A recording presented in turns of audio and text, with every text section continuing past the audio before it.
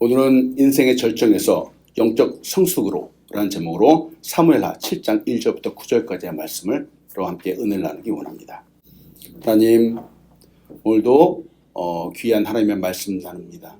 이 말씀 통해서 정말 하나님의 마음에 합한 사람이 어떤 자세 가지고 살았는지 우리 잘 볼 수 있도록 인도하여 주시옵소서. 하나님, 부족한 영 감춰주시고 하나님의 영광만이 드러나게 인도하여 주시옵소서. 예수님의 이름으로 기도합니다. 아멘. 할렐루야. 오늘도 귀한 예배 오신 여러분 주님의 이름으로 환영합니다. 오늘도 우리가 예배할 때 모두 한마음 한뜻이 되는 축복이 가득하기를 또한 소원합니다. 우리 옆에 있는 분들과 인사하겠습니다. 함께 예배함이 큰 기쁨입니다. 인사하겠습니다. 함께 예배하는 것이 큰 기쁨이에요. 네. 자, 오늘 말씀 시작하면서 한 가지 예화를 좀 나눠요. 어느 날 두 사람이 길을 가고 있었어요. 근데 한 사람은 앞이 보이지 않는 사람이에요. 근데 또 한 친구는 다리 다쳐 너무 불편하게 걷는 사람이에요. 앞이 보이지 않는 사람이기 때문에 빨리빨리 걸을 수 없겠죠. 또 다리가 아픈 사람이기 때문에 역시 빨리 갈 수 없었어요. 그런 중 아주 험난한 길을 통과해야만 됐습니다. 앞에 보이지 않는 친구가 더듬더듬 하다 보니까 길이 심상치 않은 거예요. 그래서 옆에 있는 친구한테 도와달라고 하는 겁니다. 그러자 다리 아픈 친구가 말하는 거예요. 난들 어찌할꼬, 나 자신도 걸어가기 힘든데 어떻게 너를 도와줄까? 라고 말을 하는 거예요. 그러다 앞 못 보는 친구가 이렇게 말을 합니다. 내 발과 다리는 튼튼하지? 길만 보인다면 나는 얼마든지 걸어갈 수 있네. 우리는 서로 도울 수 있다네. 우리가 가야 하는 길이 아주 험하니 내가 자네를 업고 간다면 자네는 나에게 장애물을 피해가는 길을 알려주고 나는 그에 따라 잘 걸어갈 수 있지. 자네의 눈은 내 눈이 되고 될 수 있고 내 다리는 자네의 다리가 되는 것이지. 그러자 이제 이 말을 들은 친구가 말합니다. 그래, 그거 좋은 생각이네. 우리 서로 도와줌세. 그러고선 앞이 보이지 않는 친구는 다리가 불편한 친구를 등에 업었습니다. 그리고선 그 험난한 길을 안전하게 평안하게 무사히 잘 통과했습니다. 여러분, 우리는 살아가면서 이렇게 서로 도와야 되죠. 근데 이렇게 잘 도와주기 위해서 한 가지 조건이 필요합니다. 무엇일까? 힘이 세다고 잘 도와줄 수 있는 게 아닙니다. 능력이 된다라고 해서 역시 잘 도와줄 수 있는 게 아니에요. 서로 잘 도와주기 위해서는 서로의 마음이 하나가 돼야 됩니다. 마음이 하나가 돼야 되는 거예요. 여러분, 같은 문제, 같은 고난, 같은 어려움이 다 있는데 이걸 누구나 다 극복하기 원합니다. 그런데 마음이 다르면은, 그 뜻이 다르면은 이 문제를 결코 극복할 수 없습니다. 서로 마음이 다르면은 문제 해결은 고사하고 그 문제가 더 크게 만들게 되죠. 그래서 마음이 하나 된다는 게 정말 중요한 거예요. 여러분, 인생을 잘 살아가기 위해서는 한 마음이 되는 것이 중요합니다. 자, 말씀을 들어가면서 여러분과 나눕니다. 함께 하기 위해서는 정신적인 공통 분모가 필요합니다. 우리 모든 사람에게 말이죠. 공통 분모, 특히 정신적인 공통 분모가 필요해요. 바로 인생에 성공하는 사람들의 가장 중요한 부분 중에 하나죠. 아마 여기 싸우지 않은 분들 없을 거예요. 부부도 마찬가지고 친구들끼리도 마찬가지고. 자, 질문합니다. 부부가 왜 싸우고 헤어지는지요? 매미 다르기 때문에 그런 거예요. 마음이 다르기 때문에 그런 거예요. 마음이 하나 되지 않기 때문에 그런 거예요. 이 남편은 말이죠. 이 아내의 마음을 잘 모릅니다. 아유, 세상에.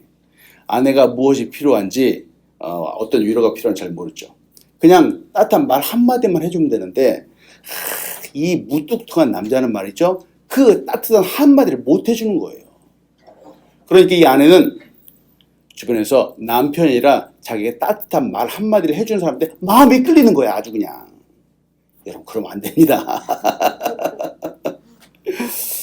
또 이 아내는 또 남편이 얼마나 밖에서 시달리는지 잘 이해하지 못합니다. 남편이 말이죠. 밖에서 마음이 이리 찢기고 저 찢기는데 말이죠. 집에 돌아오면은 아내는 바가지를 긁습니다. 바가지를 긁어요. 아주 그냥. 그래서 남자들은 딴 데 가서 우리 사장님 최고라고 해가지고 거기 위로를 얻는 거예요. 아유. 거기에서 있는 동안은 기분이 째지거든요. 그래서 딴 데를 걷도는 거죠. 여러분 이것도 큰일 나는 겁니다. 자, 근데 이 모든 원인이 뭐라고요? 서로의 마음을 알아주지 않는 데서 오는 거예요. 마음을 알아주지 않는 데서. 화목한 가정, 한 가정이 되기 위해서는 서로가 서로의 마음을 잘 알아주어야 됩니다. 작은 가정, 이 가정에서도 그런데 말이죠. 우리가 살아가는 사회는 어떨까요? 가정, 사회, 국가 모든 곳에서 여러분 한 마음이 된다는 것이 그만큼 중요한 겁니다. 사람들이 직장에서 뭐 슬로건을 세운다고 그러죠. 목표를 설정한다고 그러는데 이런 모습들이 괜히 하는 게 아니에요.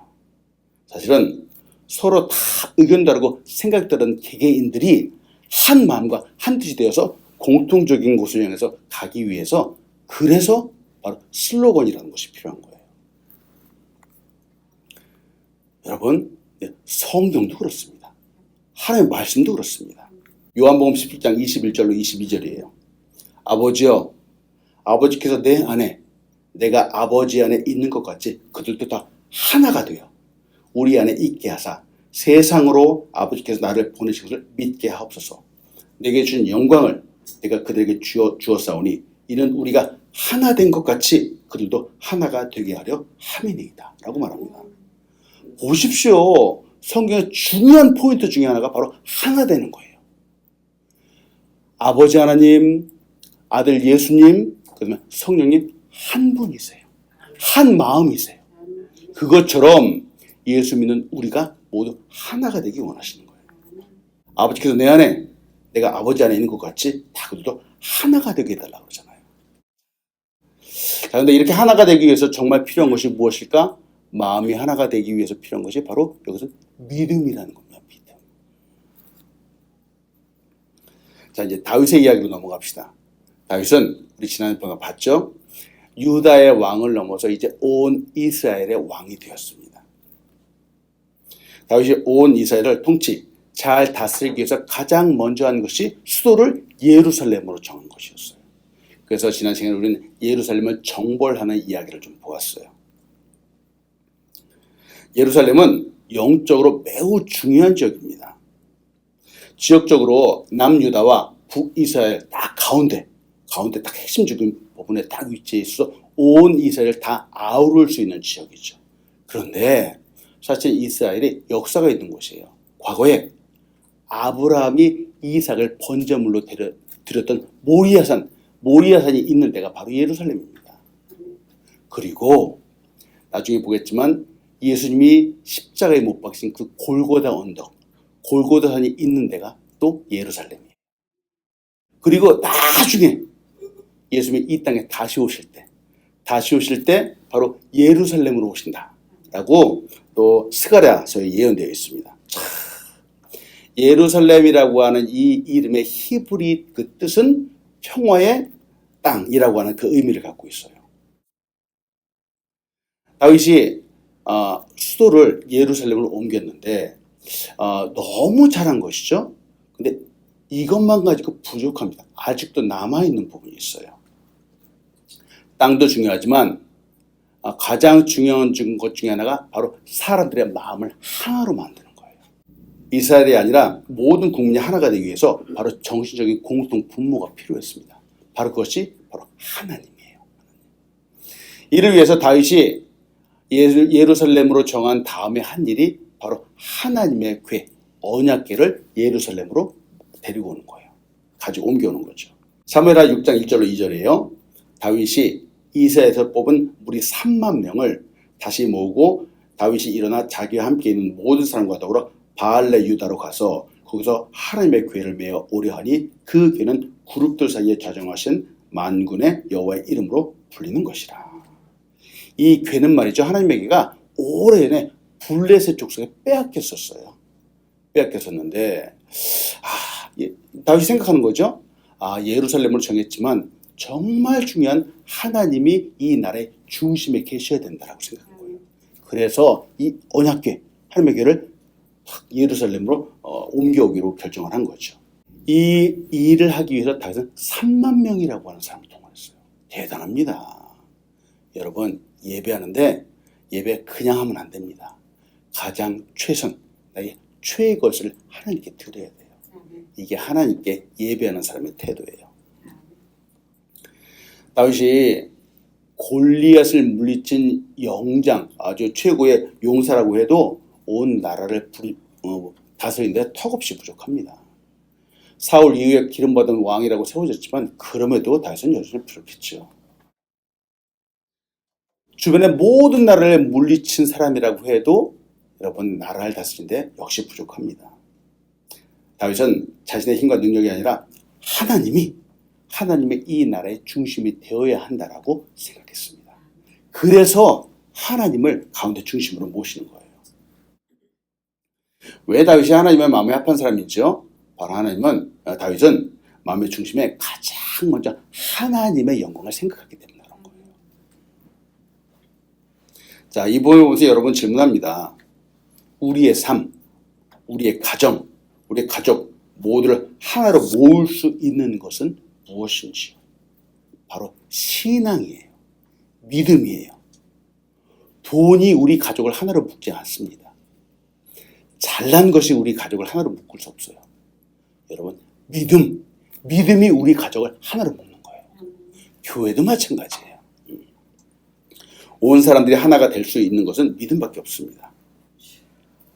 다윗은 하나님을 사랑했지만 또 사람들에게도 하나님의 필요하다는 것을 너무 잘 알고 있었어요.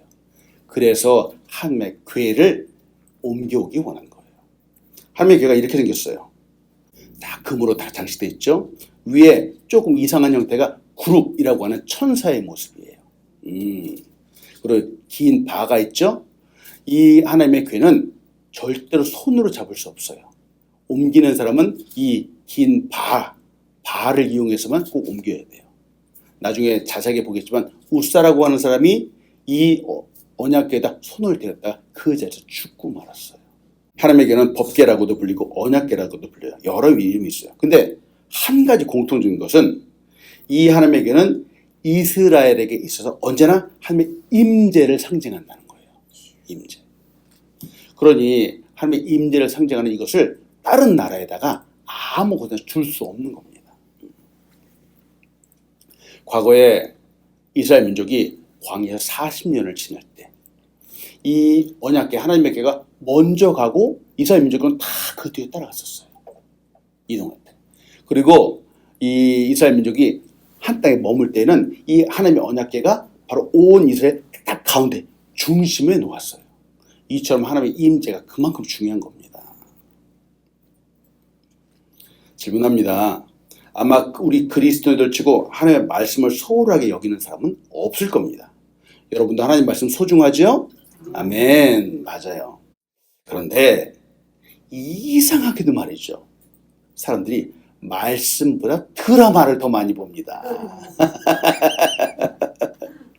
이상하게도 하나님보다 내 기분, 내 감정이 앞설 때가 많습니다. 그래서 우리가 주의해야 되는 거예요. 하나님 말씀을 딱 내 마음의 중심에 두어야 되는 거예요. 여러분 도전합니다. 하나님이 우리의 삶의 중심이 되시기를 축원합니다. 아멘. 내 생각 다를 수 있죠. 내 감정으로 욱할 수 있죠. 그럼에도 불구하고 하나님 말씀, 하나님께 드리는 예배가 우선이 되어야 됩니다. 그러면은 우리의 삶이 달라질 수 있어요. 다윗이 이 비밀을 알았어요. 그래서 다윗은 하나님을 최고로 생각했죠. 여튼 다윗은 하나님의 궤를 예루살렘에 옮겨왔죠. 다윗이 우사의 사건 이후로 다시 한번 2차로 도전해서 이 하나님의 궤가 예루살렘으로 들어올 때 다윗이 너무 기뻐했어요. 너무 기뻐했어요. 그래서 덩실덩실 춤을 추었죠. 사무엘하 6장 14절로 15절이에요. 다윗이 여호와 앞에서 힘을 다해 춤을 추는데 그때에 다윗이 배 에봇을 입었더라. 다윗과 온 이스라엘 족속이 즐거이 환호하며 나팔을 불고 여호와의 궤를 메어 오니라. 다윗과 함께 온 나라 사람들이 즐거워했어요. 여러분, 이게 하나가 되는 비결이에요. 하나가 되는 비결. 자, 근데 오늘 여러분과 나누고 싶은 것은 다윗이 요걸로만 끝난 게 아니었어요. 다윗이 왜 하나님의 마음에 합한 사람일까?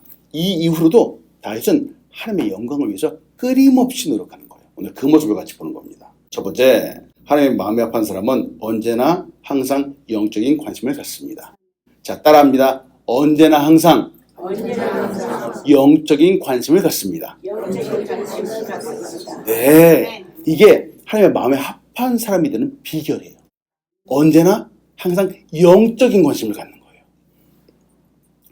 다윗은 이제는 도망자가 아니죠. 한 나라의 왕입니다. 존경받는 왕이 되었어요. 다윗의 인생에서 지금은 최고의 절정시대라고 할 수 있습니다.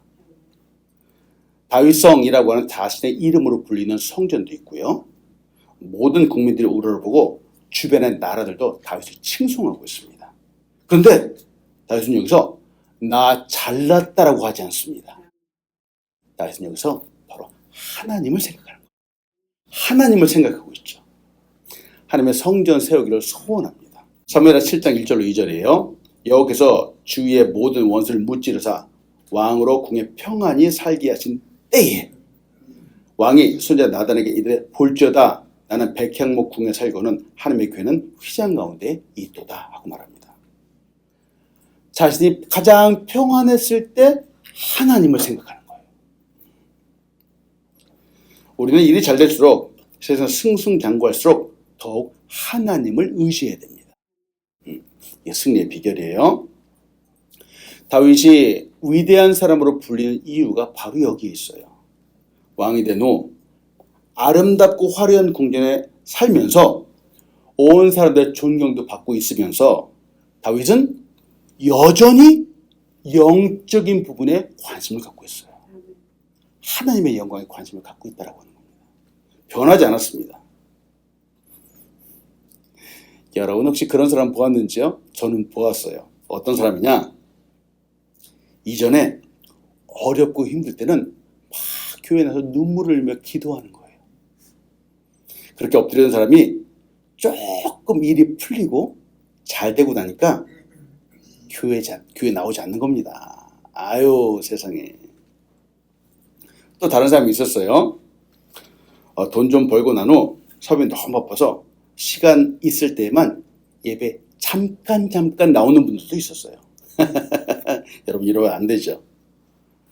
또 다른 사람은 옛날에 돈 없고 어렸을 때 자기가 장담하는 거죠.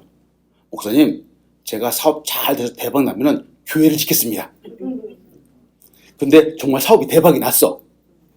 바람과 함께 사라졌습니다. 보세요. 이러면 안 되는 거예요. 언제나 변함없이 어려웠을 때도 하나님 첫 번째, 잘 되고 평안할 때도 하나님 첫 번째. 우리는 인생을 이렇게 살아야 됩니다. 다윗은 그 어려웠을 때, 광야 생활할 때도 하나님이 최고였어요. 근데 지금 최고의 전성기를 누리고 이때도 하나님을 최우선에 두고 있는 겁니다. 이게 하나님 마음에 합한 사람의 태도예요. 우리 한 사람 한 사람 이와 같은 삶을 살길 축원합니다. 아멘. 두 번째, 하나님 마음에 합한 사람은 경건한 영적인 교제를 갖습니다. 자, 따라합니다. 경건한 영적인 교제를 갖습니다. 네, 바로 이거예요. 경건한 영적인 교제를 가져요. 다윗의 주변에는 사람들이 꽤 많았죠. 옛날에 400명, 600명 온 이스라엘 백성들이 있는데, 자 보세요. 다윗이 정말로 중요한 시점마다 항상 다윗과 교제하는 사람이 있습니다. 누굴까? 바로 나단 선지자예요. 다윗은 자주 가까이 나단 선지자와 늘 영적인 교제를 나누면서 살았습니다. 다음 주에 보겠지만 한 나라의 왕인 다윗에게 나단 선지자가 막 책망하죠. 다윗은 이 나단 선지자의 책망을 아주 겸허하게 받아들입니다. 그만큼 영적인 교제가 있었다는 거예요. 사무엘하 7장 2절로 4절이에요. 왕이 선지자 나단에게 이르되 볼지어다 나는 백향목 궁에 살거늘 하나님의 교회는 휘장 가운데 있도다. 나단이 왕께 아뢰되 여호와께서 왕과 함께 계시니 마음에 있는 모든 것을 행하소서 하니라. 그 밤에 여호와의 말씀이 나단에게 임하여 이르시되 라고 말합니다. 자, 질문합니다. 나는 경건한 영적인 교제를 나누는 사람이 있습니까? 있습니까? 서로 만나잖아요. 서로 만나면은 만나서 대화하는 것이 늘 예수님 이야기하고 하나님 이야기하고 은혜를 이야기하고 사랑과 축복을 이야기하는 그런 영적으로 만나는 사람이 있느냐는 겁니다. 아멘. 너무 좋죠. 아니면 서로 만나긴 만나는데 만나서 교회 이제 권사님이 말이야 다른 사람 뒷담화를 하고 말이야 그냥 자기 억울한 일만 다 그냥 말하고 말이야. 세상에 불평과 불만만 그냥 가득 말하고. 그러진 않겠죠, 여러분? 대답이 현찮아 아주. 이게 바로 영적인 교제예요. 누구를 만나서 하나님을 이야기하느냐, 좀 하나님의 영광을 위해서 얘기하느냐라는 거예요. 이런 말이 있습니다. 당신의 친구를 내게 보여주세요. 그러면 당신이 어떤 사람인지를 말해줄 수 있습니다. 미국 속담에 이런 말이 있어요. 내가 만나는 사람이 누구인지에 따라서 내가 누구인지가 결정되는 거예요. 사람은 사람에게 영향을 받습니다. 즉 사람은 가까이 있는 친구를 닮아가게 되어 있습니다. 그래서 그 삶이 결국 만들어지죠. 나 혼자 만드는 게 아니에요. 때문에 함께 교제하는 사람이 그만큼 중요해요. 이 친구 영향을 가장 많이 받는 사람들이 바로 아이들이죠. 우리에게는 교회가 중요합니다. 물론 교회라고 해도 이 교회 안에 같이 교제하고 싶지 않은 사람들이 있을 거예요. 근데 여러분, 교회에서 교제하는 것이 세상 사람들을 친구로 두는 것보다 100배 낫습니다. 100배 나요. 물론 이 안에서 지지고 볶고 하지만 그럼에도 불구하고 세상 사람들도 훨씬 낫습니다. 세상 사람 만나면 뭐 하겠습니까? 그냥 드라마 얘기하고 사장님 그냥 막 뒷담화 까는 얘기나 하고 그냥 이게 안 됩니다. 잠언 13장 20절이에요. 우리 같이 한번 읽어볼까요? 시작. 지혜로운 자와 동행하면 지혜를 얻고 미련한 자와 사귀면 해를 받느니라 말합니다. 예수 믿는 사람은 지혜로운 사람이에요. 아무리 미워 보인다고 해도 여러분 우리 안에 예수가 있으면 지혜로운 사람입니다. 다윗 인생의 큰 축복 중에 하나는 바로 나단과 같은 영적 선지자가 있었다라고 하는 겁니다. 늘 교제하는 사람이 있었다라고 하는 거예요. 영적으로. 4절을 다시 한번 봅니다. 그 밤에 여호와의 말씀이 나단에게 임하여 이르시되라고 말하죠. 여호와의 말씀이 나단 선지자에게 임했어요. 그 밤에 임했다는 얘기는 지금 나단 선지자가 기도하고 있더라고 하는 겁니다. 바로 낮에 다윗이 했던 그 말을 놓고 다윗의 그 마음을 놓고 지금 여호와 하나님께 기도하고 있다는 거예요. 그때 바로 하나님의 말씀이 나단 선지자에게 임했다고 하는 거예요. 나를 위해서 영적으로 기도해 주는 사람이 필요한 겁니다. 때문에 저는 우리가 다른 사람들에게 바로 영적인 선한 영향력을 미치는 한 사람 한 사람, 거룩한 사람 되기를 축원합니다. 아멘. 우리가 이렇게 함께 만날 때 말이죠. 우리의 입에서 거룩한 언어가 나오기를 소원합니다. 이게 하나님 마음에 합한 사람의 모습이에요. 자, 세 번째, 하나님의 마음에 합한 사람은 교만하지 않고 겸손합니다. 자, 따라합니다. 교만하지 않고 겸손합니다. 당연하겠죠. 그리스도인의 가장 큰 덕목 중에 하나가 바로 겸손이에요. 성경에서 늘 강조하는 것이 교만하지 말라라고 말합니다.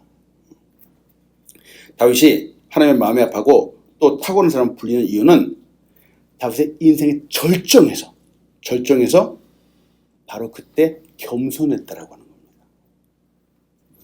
다윗은 가는 곳마다 승리했습니다. 다윗의 주변은 블레셋 족속도 있었어요. 그 다음에 모압 족속도 있었어요. 북쪽으로는 소바 왕도 있었고 남쪽으로는 에돔도 있었어요. 근데 다 문질렀어요. 동서남북으로 팔레스타인 그 주변을 다 돌면서 다윗이 가는 곳마다 완전히 다 이겼습니다. 전승 백전백승했습니다. 사무엘하 8장 14절이에요. 다윗이 에돔의 수비대를 두되 온 에돔의 수비대를 두니 에돔 사람이 다 다윗의 종이 되니라. 다윗이 어디로 가든지 여기서 이기게 하셨더라. 이야, 놀랍습니다. 밤이든 낮이든 산에서도 이기고 들에서도 다 이겼습니다. 적들이 어떠한 무기를 들고 와도 소용없었습니다. 어떤 전략도 다윗에게 통하지 않았죠. 한마디로 그 어떤 적도 다윗의 군대를 이길 수 없었습니다. 다윗이 너무 강했어요. 다윗의 인기 짱이었습니다. 자, 이 정도 되면 말이죠. 세상 사람이라면 교만해집니다. 천하에 나를 이길 자가 없다라고 해서 목이 뻣뻣해집니다. 그런 사람 많이 봤죠. 자기가 진짜 능력이 있는 것처럼 생각합니다. 이렇게 이기는 사람들이 주로 하는 일이 자기의 이름을 높이기 위해서 기념비를 세우는 거예요. 기념비를. 사울이 그랬죠. 그런데 다윗은 그 승리의 원이 자신에게 있다고 강조하지 않습니다. 승리를 주시는 분이 하나님이라고 생각합니다. 사무엘하 7장 18절이에요. 다윗이 여호와 앞에 들어가 앉아서 이르되 주 여호와여 나는 누구오니이까 내 집이 무엇이기에 나를 여기까지 이르게 하셨나이까. 말 한마디 한마디가 하나님 앞에 너무 겸손하게 말하는 거예요. 여호와 앞에 들어가 앉아서 라고 말하잖아요. 자, 이 말은 다윗이 늘 하나님께 기도하며 살았다라고 하는 거예요. 최고의 권력을 누리는 왕이 하나님 앞에 기도하며 나아갔다는 거죠. 하나님 앞에 늘 겸손했습니다. 어디를 가든지 이기는 강력한 왕이었지만 다윗은 교만해지지 않으려고 노력했습니다. 여러분, 우리도 언제나 항상 주 앞에서 겸손하기를 축원합니다. 아멘. 이게 하나님 마음에 합한 사람의 태도예요. 그대로 네 번째, 하나님의 마음에 합한 사람은 내 뜻을 내려놓고 하나님의 뜻에 순종합니다. 자, 따라합니다. 내 뜻을 내려놓고 하나님의 뜻에 순종합니다. 네, 맞습니다. 나의 뜻을 내려놓고 하나님의 뜻에 순종하는 거예요. 다윗은 왕이죠? 금방 말씀드렸어요. 지금 최고의 권력, 최고의 인기를 구가하고 있는 왕입니다. 다윗이 말 한마디 하잖아요. 역사가 바뀔 수 있어요. 그만큼 위치에 올라가 있어요. 근데 다윗이 생각했죠. 거룩한 생각을 했어요. 근데 그 거룩한 생각이 세웠던 그 인간의 뜻을 다윗은 내려놓았습니다. 내려놓았어요. 다윗은 성전 건축이라고 하는 영적인 관심, 영적인 생각을 했죠. 너무 아름다운 생각입니다. 이는 그 어느 업적과도 비교할 수 없는 좋은 일이죠. 아무나 할 수 있는 일이 아니었습니다. 그런데 하나님은 이 다윗이 성전 건축하는 걸 허락하지 않으셨어요. 사무엘하 7장 5절로 7절이에요. 가서 내 종 다윗에게 말하기를 여기서 이와 같이 말씀하시되 내가 나를 위해서 내가 살 집을 건축하겠느냐? 내가 이스라엘 자손을 애굽에서 인도하였던 날부터 오늘까지 집에 살지 아니하고 장막과 성막 안에 다녀다니 이스라엘 자손과 더불어 다니는 모든 곳에서 내가 내 백성 이스라엘 먹이라고 명령한 이스라엘 어느 지파들 가운데 하나에게 내가 말하기를 너희가 어찌하여 나를 위해 백향 목집을 건축하지 아니하였냐고 말했느냐. 좋은 일과 하나님의 뜻은 다릅니다. 좋은 일과 하나님의 뜻은 달라요. 우리는 보통 좋은 일이라고 하면 하나님이 기뻐하실 거야. 하나님도 좋아하실 거야. 라고 하려고 하는데 말이죠. 그 좋은 일이 하나님의 뜻과 다를 수가 있습니다. 그래서 우리가 조심해야 돼요. 지금 구약시대에 다윗이 성전 건축을 하는 것도 그렇고요. 지금 우리가 사는 시대에 예배당 건축도 그럴 수 있습니다. 때때로 이런 좋은 생각이 우리만의 좋은 생각일 수 있습니다. 우리는 우리가 생각하는 좋은 일이 하나님께 기뻐하시는 일이야 라고 이렇게 단정지어서 말할 수 있지만 아니요. 하나님의 뜻은 다를 수 있습니다. 아무리 좋은 일이라도 하나님께서 나에게 주신 사명이 아닐 수 있다라고 하는 말입니다. 그래서 순종해야 돼요. 그래서 순종해야 돼요. 하나님은 성전 건축, 다윗의 성전 건축을 허락하지 않으셨죠. 그러나 하나님은 성전 건축 기뻐하셨어요. 결국 언제? 그 아들 솔로몬에 의해서 지어지게 됩니다. 좋은 일인데 그 좋은 일이 나에게 주어지지 않고 다른 사람에게 주어질 수도 있는 거예요. 이때 우리는 나의 뜻을 내려놓을 수 있어야 됩니다. 순종할 수 있어야 돼요. 조금 전에 말씀드린 것처럼 한 사람은 어려울 때 하나님께 서원했는데 말이죠. 예배당을 잘 지키더라고 말했는데 말이죠. 정작 성공하고 나니까 조용히 사라진 사람도 있어요. 근데 이번에는 누가 시키지도 않았는데 그냥 막 나서 예배당을 세우겠다라고 하는 사람도 있습니다. 아니 근데 눈으로 볼 땐 너무 좋은 거잖아요. 근데 보세요. 하나님의 뜻이 아닐 수 있는 거예요. 이것도. 겉으로는 좋아 보일 수 있지만 어쩌면 하나님과 상관없는 뜻일 수 있는 겁니다. 우리는 매 순간 하나님의 뜻에 따라서 순종해야 됩니다. 제리 화이트가 이렇게 얘기했어요. 헌신은 하나님께 백지수표를 드리듯 내 삶을 마음껏으로 통째로 드리는 것이다. 자, 여러분 질문합니다. 여러분 기도하시죠? 네. 자, 여러분 성경 공부 해보셨으니까 아실 거예요. 자, 기도할 때 응답은 어떻게 나타났죠? 기도라면은 그 응답이 어떻게 나타나냐? 처음엔 이렇게 나타나요. Yes. 하나님은 그래. 너에게도 응답해 주마. 라고 나타나는 거예요. 그 다음에 하나님이 또 어떻게 기도 응답을 하시는가? Wait. 기다려. 지금은 때가 아니야. 조금 더 기다려. 이렇게 응답해 주셔요. 그다음에 또 기도 응답 마지막은 뭐죠? 맞아요. No. 아니야. 그거는 합당하지 않아. 이렇게 말씀하시는 거예요. 이게 기도 응답이에요. 응답. 우리는 예스만 기도 응답이라고 하니 아니요. 노도 기도 응답이에요. 다윗이 소원하니까 나단이 지금 말하잖아요. 하나님이 다윗 왕이셔. 하나님은 당시 성전 짓는 거 노하셨습니다. 라고 노라고 대답했어요. 여러분 이것도 기도의 응답입니다. 응답이에요. 자, 근데 이 응답에 중요한 것은 다윗이 섭섭해하지 않았다라고 하는 거예요. 섭섭해하지 않았다라는 거예요. 바로 이거예요.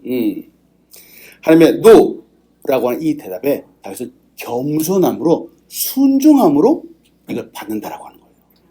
여러분 이것이 영적인 성숙입니다. 우리의 모든 기도가 다 응답되는지요? 아닙니다. 말 그대로 기다리는 경우도 있고요. 때로는 하나님이 노라고 말씀하실 때가 있어요. 근데 이거를 잘 받아들이는 거예요. 이게 영적인 성숙이에요. 여러분 우리 인생의 최고의 자리, 인생의 절정의 순간에도 아니 지금에도 하나님이 때때로 응답해 주실 때 그것들을 잘 받고 순종함으로 영적인 성숙으로 나가는 우리 한 사람 한 사람 되길 축원합니다. 아멘. 자, 말씀했습니다. 예수님과 함께 한 마음으로 기뻐하는 우리 한 사람 한 사람 되길 축원합니다. 아멘. 우리가 꼭 기억해야 되는 것은 하나님께서 말이죠. 다윗의 마음의 소원을 거절하셨어요. 다시 헌신하겠다고 거절하셨어요. 그러나 하나님이 그것을 거절했지만 하나님이 다윗을 거절하신 것은 아니라는 거예요. 하나님은 다윗의 마음을 받으셨어요. 여러분 우리 기도 응답이 노라고 하지만 그렇다고 해서 하나님이 우리를 거절하신 것이 아니에요. 우리의 마음의 간절함은 하나님이 받으십니다. 그래서 우리가 성숙한 사람은 이걸 구분할 수 있어야 돼요. 하나님의 집을 짓겠다고 한 다윗의 소원을 하나님이 거절하셨어요. 그러나 하나님은 도리어 다윗의 집, 다윗의 왕권, 다윗의 영광을 위대하게 만들어 주시겠다라고 하나님께서 축복해 주시는 겁니다. 아, 놀랍죠? 사무엘하 7장 8절 9절이에요. 그러므로 이제 내 종 다윗을 이와 같이 말하라. 만군의 여호와께서 이와 같이 말씀하시기를 내가 너를 목장 곧 양을 따르는 데에서 데려다가 내 백성 이스라엘 주권자로 삼고 내가 가는 모든 곳에서 내가 너와 함께해서 내 모든 원수를 내 발 앞에서 멸하였을 즉 땅에서 위대한 자들의 이름같이 내 이름을 위대하게 만들어 주리라. 자, 다시 한번 말씀드려요. 기도 응답이 안 됐다라고 해서 하나님이 나를 거절하신 것이 아니에요. 기도 응답은 마음의 소원을 거절하셨지만 보십시오. 위대하게 만들어 주신다라고 하나님 약속해 주신 겁니다. 자, 이 하나님의 약속은 다윗에게만 있는 것이 아니겠죠? 예수 그리스도를 믿는 우리 모두에게도 있습니다. 하나님은 때때로 우리의 기도에 NO라고 대답해 주십니다. 그러나 하나님은 우리를 거절하지 않으십니다. 하나님께서 다윗의 마음을 받으신 것처럼 우리의 마음, 우리의 간절함, 우리의 중심을 하나님은 기쁘게 받으십니다. 하나님은 우리의 모든 길을 다 들으신다는 사실을 여러분 믿으시기 바랍니다. 때문에 여러분 어떤 순간도 낙담하지 마시고 한 마음을 보십시오. 예수님의 십자가를 의지해서 오늘도 승리한 우리 한 사람 한 사람 되기 축원합니다. 아멘. 기도하겠습니다. 하나님, 오늘도 인생 최고의 절정에서 도리어 겸손함으로 하나님께 나아가는 우리 다윗의 모습을 보았습니다. 하나님, 우리도 언제나 항상 하나님을 가장 우선으로 놓는 우리 사람들 될 수 있도록 인도하여 주시옵소서. 예수님의 이름으로 기도합니다. 아멘.